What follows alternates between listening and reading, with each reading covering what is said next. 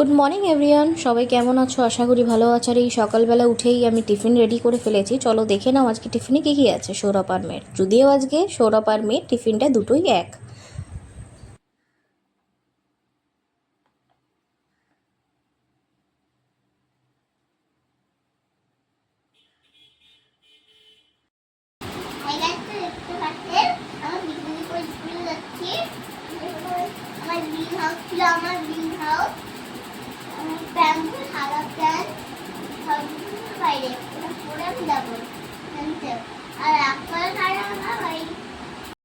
মেয়ে আর সৌরভ চলে যাওয়ার পর স্নান টান করে এবার চলে এসেছি এখানে রান্নাঘরের কাজে। রোজের মতন মেয়ের এই বোতলটাকে ফোটাতে লাগে একটু ফুটিয়ে নিয়েছি। আর তারপরে আমি চায়ের জলটা রেডি করেই রেখেছিলাম একেবারে চা পাতা চিনি টিনি সব দিয়ে। তো সেটাকে এবার বসিয়ে দেবো।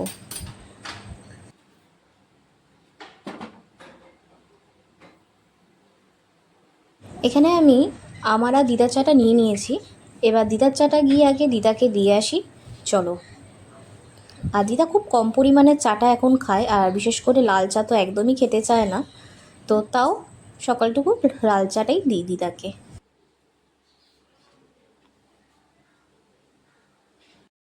চা খাওয়া হয়ে যাওয়ার পর দিদাকে বললাম, দিদা আমাকে একটু ময়দা মেখে দেবে? তো দিদা বললো দে, কারণ দিদা খুব ভালো করে ময়দাটা মেখে দেয়। আর আমি সকালে তো সৌরভ আর মেয়ের মতন সামান্য একটু ময়দা মেখে ওদেরকে করে দিয়েছিলাম। আর দিদার হাতের ময়দা মাখাটা খুব সুন্দর।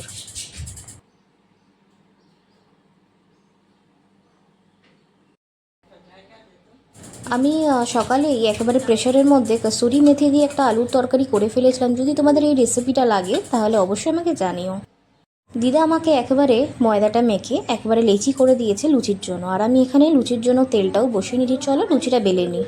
লুচি আমার বেলা হয়ে গেছে, এবার তেলটা গরম হয়ে গেছে। এবার আমি তো তেলের মধ্যে দিয়ে দিলাম। আর এবার আমি আস্তে আস্তে ভেজে নেবো সব কটাই। আর আমি যেহেতু এক হাতে ফোন ধরে লুচিটা ভাজি, এটা তো সমস্যা হচ্ছে, তাও তোমাদের সাথে শেয়ার করলাম। দেখতে পাচ্ছ লুচিটা বেশ ভালোই ফুলেছে, যদিও এক হাত দিয়ে ভালো করে ভাজা যায় না। তাও আগে আমি দিদাকে খেতে দিয়ে দেবো।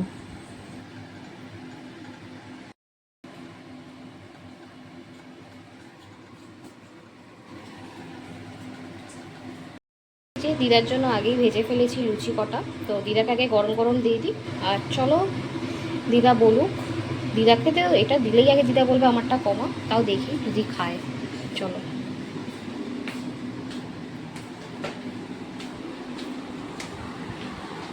কেন? এই দেখুন, এই এক সেম কথা। বলতে না বলতে এতগুলি খাবো নাকি আমি। খাও খাও, আস্তে আস্তে খাও দিদা। আরে যা। আমিও আমার নিয়ে নিয়েছি লুচি আর তরকারি, এবার আমিও খেয়ে নিই। খেয়ে তারপরে আসছি। সবাই কেমন আছো? আশা করি সবাই ভালো আছো, সুস্থ আছো। তো সকাল থেকে দেখতেই পেলে কী কী করলাম। আর নিজেও খেয়ে দে দিদার সাথে বেশি অনেকক্ষণ একটু গল্প করে নিলাম। করে এবার একটু ভাতটা বসিয়ে দিয়েছি। এখন প্রায় ওই 11টা বাজে। তো ভাবলাম যে এবার একটু ভিডিওর সামনে আসি, কারণ এতক্ষণ ব্যাক ক্যামেরা দিয়ে সমস্ত কিছু তোমাদের সাথে শেয়ার করেছি। আসলে সত্যি কথা বলতে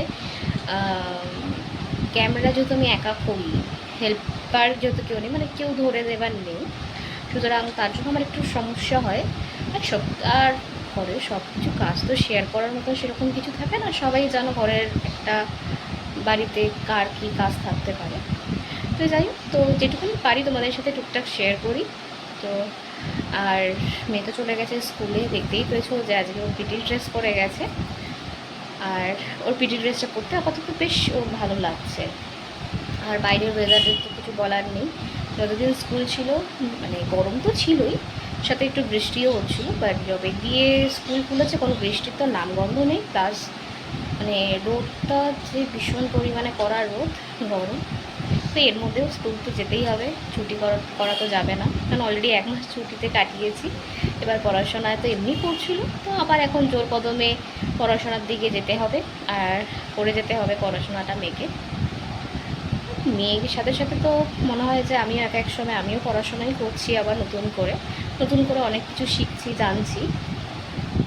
আর এখন একটু দিদা গেছে বারান্দা থেকে দাঁড়িয়ে, কেন এতক্ষণ গল্প করছিল বসে। ভাবলো একটু দিদা, আমি ভাত বসাতে গেলাম, দিদা বারান্দায় গেল, একটু দাঁড়া, আবার হয়তো এসে বলবে একটু শো রেস্ট না।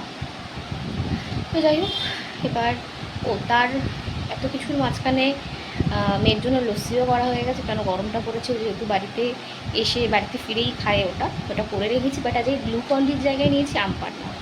তো মা লাস্ট 2-3 দিন আগে হয়তো একটা আম পান্না শরবতের একটা ওই গাঢ় টাইপের পাওয়া যায়, একটা ওই স্কোয়াশ টাইপের যেটা বলতে পারো, তো ওটা নিয়ে এসেছিলো, যেটা ওর খেতে কালকে খুব ভালো লেগেছিলো। তো ও আমাকে বললো যে মা তুমি এটা স্কুলে নিয়ে যেও সাথে করে, গ্লুকন-ডিটা না নিয়ে গিয়ে তুমি এই আম পান্নাটা নিয়ে যেও আমার জন্য। তো আজকে ওর কথা মতোই নিয়ে গেলাম। বাচ্চা মানুষ একটু আনন্দ পায়, সারাদিন স্কুলে থাকে অনেকটা সময়, কারণ সে সকাল থেকেই দুপুর হয়ে যায় বাড়ি ফিরতে ফিরতে।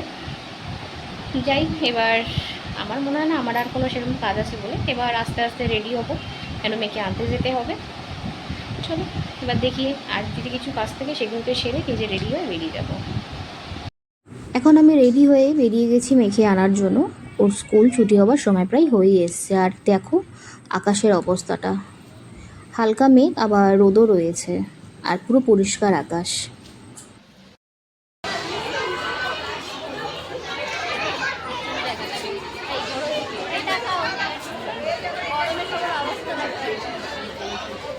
সবাই লাল হয়ে গেছে একেবারে।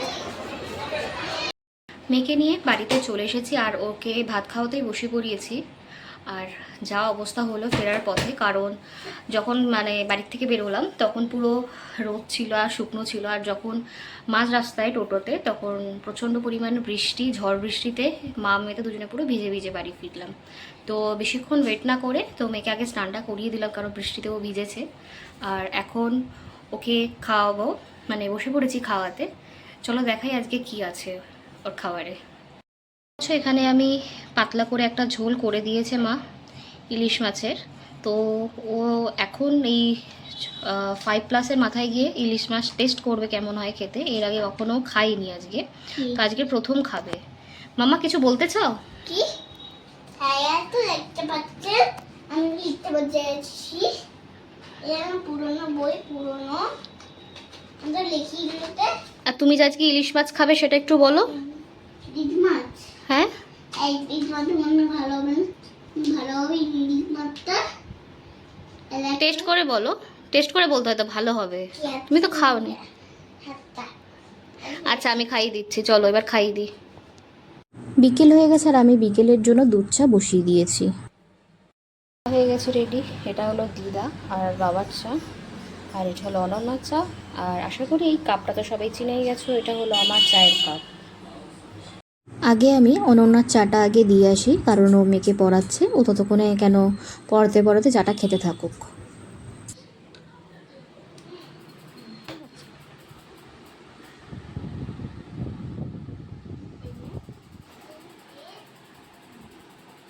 এবার আমি বাবা আর দিদার চাটাও ওদেরকে দিয়ে আসি। বাবা শুয়ে আছে, বাবাকে ডেকে দেবো, আর দিদা বসে একটু সিরিয়াল দেখছে।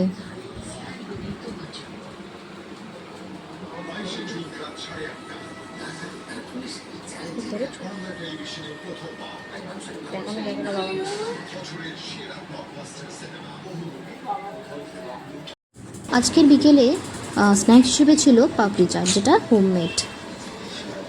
রিয়া তোমার কেমন লাগছে পাপড়ি চাটটা খেয়ে আজকে বাড়িতে বানানো? বারবার করে খাওয়াবি, তাহলে আরো ওর প্রচার বাড়বে। আর তোমরাও এই ভিডিওটা দেখে এটা লাইক করবে। আজকে সন্ধ্যায় আমরা সবাই মিলে একসাথে বসেই এই পাপড়ি চাট খাচ্ছি আর টিভি দেখছি। আবার চলে এসেছি কথা বলতে ঠিক এক জায়গায়, সেম পোজে, কারণ আমি এইখানটাতেই বসতে বেশি পছন্দ করি, চেয়ারের মধ্যে খাটের থেকে বেশি। তো আজকে এমন হয়েছে যে দুপুরবেলা যে কি লাঞ্চ করেছি সেটা আমি তোমাদের সাথে শেয়ার করতে পারিনি, ভিডিওটা করতে আমি ভুলে গেছি, কারণ মেয়েকে অনেকক্ষণ লেগেছে খেতে। আর ও ফার্স্ট টাইম যেহেতু ইলিশ মাছ খাচ্ছে, ওর এক ফোঁটাও ভালো লাগেনি, প্রায় ও খেয়ে নিজেই উঠেছে প্রায় 3টে। আর দিদা যেহেতু আমাদের বাড়িতে আছে, যতক্ষণ না আমি খাবো ততক্ষণ দিদা খাবে না, ঠিক আছে? তো যার জন্য দিদাও বসে আছে খাবে বলে, তাড়াহুড়ো করছিলাম যে কখন খাবো, কারণ খেতে ছুটতে হবে, কারণ বিকেলে ম্যাম আসবে, অনন্যা আসবে পড়াতে। ওই তাড়াহুড়োতে মাথা থেকে বেরিয়ে গেছে যে আমাকে ভিডিওটা করতে লাগবে যে আজকে আমাদের লাঞ্চের মেনু কী ছিল। তো যাই হোক, সৌরভ আসুক। আর মেয়ের মতনই ওই সেম ছিল, আমাদের ইলিশ মাছই ছিল, মেয়ের যেমন হয়েছে, বাট আমাদেরটা একটু সর্ষে দিয়েছিল। এই যে চলে এসছে, কেন ওর এখন পড়া হয়ে গেছে, এলো।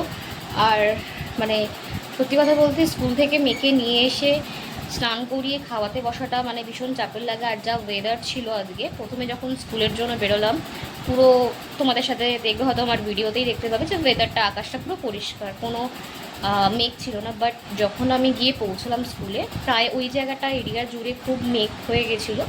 তারপর যখন ছুটি হলো, আমরা যখন মাঝ রাস্তায় সবাই, মানে আমি তো একা আসি না, আগে আমি প্রথম একা আসতাম, বাট এখন কজন বন্ধু পেয়েছি, অবশ্যই তাদেরকেও দেখাবো। যেমন আমার মেয়ের সেকশনে যে বান্ধবীরা রয়েছে, আর এখন আমার আরও কটা বান্ধবী রয়েছে, তাদের সাথে আমি টোটো করে বাড়িতে ফিরি, বেশ 3-4 জন, বেশ ভালোই গল্প করতে ফিরি। আর বাচ্চারা ভীষণ ভালো ওদেরও। আর তো যাই হোক, ঝমঝমিয়ে জাস্ট বৃষ্টি নেমে গেছে, মানে বলতে পারো বাচ্চাদের বাচ্চাতে গিয়ে মারা সব ভিজে গেছিলাম আমরা। তো ওই অবস্থাতে বাড়ি এসেছি, আর এমন একটা মানে বাজে ওয়েদার এটা, মানে বৃষ্টি হবার কিছুক্ষণ পর বাড়ি ঢুকলাম, মেয়েকে স্নান করালাম, তখন দেখলাম ঝিরিঝিরি পড়ছে। তারপর যখন খাবারে বসলাম, তখন দেখলাম আবার সেই আগের মতন কড়া রোদ উঠেছে। মানে এমন ওয়েদার যে শরীরটাও ভালো লাগছে না, প্রচণ্ড পরিমাণে ঘাম হচ্ছে, কী বলবো। তারপরে এমন হয়েছে যে তারপরে খেয়ে শুয়ে পড়েছিলাম, আমি আর ভিডিও করিনি। আর মানে অনন্যা বলতে পারো প্রায় দিনই চলে আসে, এসে আমাদের ডাকে, কেন সত্যি কথা বলতে উঠতে তখন আর ইচ্ছা করে না, ওই জন্য। এখন দিদাও চলে এসেছে কথা বলতে বলতে,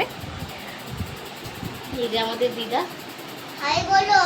ওই দেখো শিখিয়ে দিচ্ছে আমার মেয়ে যে হাই বলো। হাই গাইস বলো। হাই হাই গাইস বলতে দাও। Hi guys. High high high high high না, হাই গাইস। High high. যতদিন দিদা আছে বেশ ভালো আছে, কিন্তু কালকে দিদাকে বাড়ি চলে যেতে হবে। আর দিদা বেশ কিছুদিন না কম মাস জানি না চলে যাবে, অবশ্যই বলবো কেন কোথায় যাচ্ছে। আর আমাদের বাড়িতে আবার 2জন মানুষ আসছে খুব কাছে, তাদেরকেও দেখাবো। অবশ্য যখন এসেছিল মেয়ের বার্থডের সময়, তখন তো আমি ভিডিও করতাম না, বাট এখন যেহেতু করি, এখন সবার সাথে তোমাদের পরিচয় করিয়ে দেবো যে আমার ফ্যামিলিতে কে কে আছে। চলো এবার দেখি রাতের জন্য কি করতে হবে, কেন এখন যদিও পাপড়ি চাট খেয়ে পেটটা বেশ ভালোই ভরা রয়েছে, জানি না রাতে কি করব। আর মনে হয় না দিদা নিজে কিছু খাবে বলে, কেন দিদা খুব কম পরিমাণে খায়, প্রত্যেকটা ভিডিওতেই বলি যতটা দিই, প্রত্যেকটা বারেই বলতে থাকে কমিয়ে দে এরকম করতে থাকে। তো যাই হোক, এখন দেখি কে কী খায়, যদিও বেশিরভাগ আমার মনে হয় না কেউ আর রুটি কিছু খাবে, এসে হয়তো সৌরভ দিদি ভাত খায়, খেতে পারে। তো দেখা হচ্ছে আবার পরে। এখন আমরা ডিনার টেবিলে বসে পড়েছি।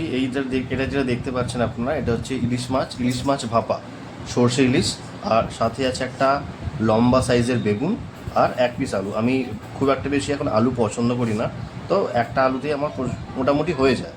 তো চলুন আর বেশি দেরি করাবো না, আজকে আমার খিদেও প্রচণ্ড পেয়েছে, অফিস থেকে আসতেও লেট হয়ে গেছে। তো এখানেই ভিডিওটা আমরা এন্ড করছি। আপনারা ভালো থাকবেন আর সুস্থ থাকবেন, আর খাদ্যরসিক যারা আছেন তারা কিন্তু অবশ্যই খেতে থাকবেন। Good night. আর আরেকটা কথা বলে, ভিডিওটি শেষে আপনারা অবশ্যই লাইক, শেয়ার, কমেন্ট করতে ভুলবেন না, আর ভালো লেগে থাকলে অবশ্যই একটা সাবস্ক্রাইব করে দেবেন। Good night.